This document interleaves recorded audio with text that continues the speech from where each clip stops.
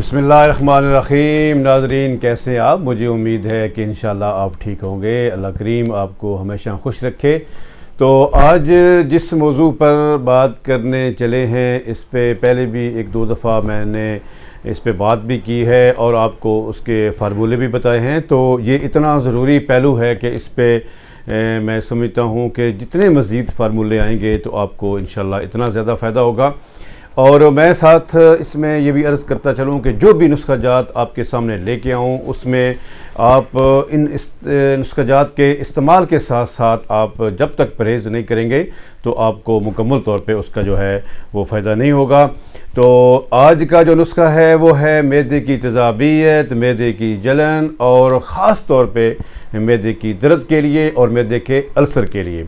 ये एक ऐसी तकलीफ़ है कि जिस तरह मैंने पहले भी आपसे कहा कि बहुत से लोग जो हैं वो इसमें मुब्तला हैं।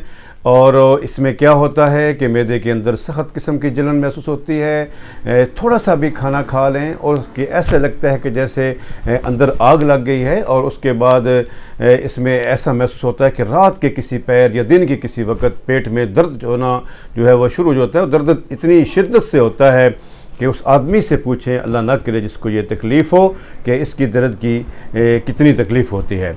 तो जनाब, नुस्खा बड़ा आसान सा है और ये सारी चीज़ें आपको बड़ी आसानी के साथ जो हैं वो दस्तयाब होंगी इंशाल्लाह। तो इसमें नोट फरमाएं।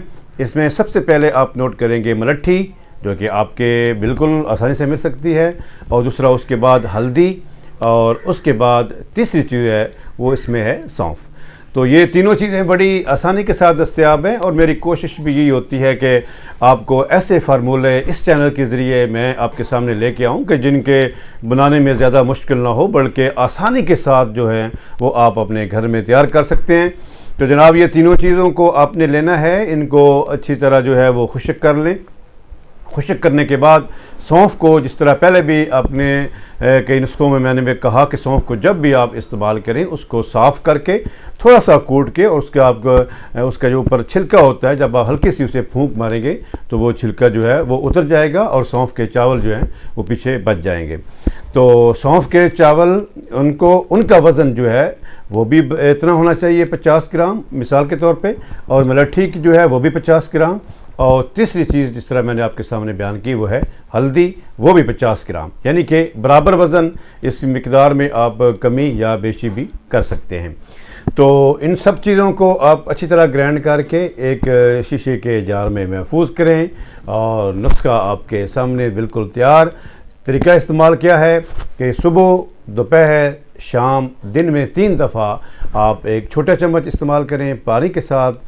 और इस अल्लाह ना करे अगर तकलीफ़ ज़्यादा हो तो इसकी मिकदार में आप इजाफ़ा भी कर सकते हैं। बहुत अच्छा नुस्खा, गैस के लिए भी मुफीद होगा, तेज़ाबियत मैदा के लिए भी होगा, मैदे की जलन के लिए भी होगा, और मैदे की जो है वो तकलीफ़ या दर्द जिसे हम कहते हैं उसके लिए भी ये बहुत मौसर होगा। इंजॉय कीजिएगा, बनाइएगा, फ़ीडबैक दीजिएगा। अल्लाह करीम आपको हमेशा खुश रखे, दुआओं में याद रखिएगा। अस्सलाम वालेकुम रहमतुल्लाहि व बरकातहू।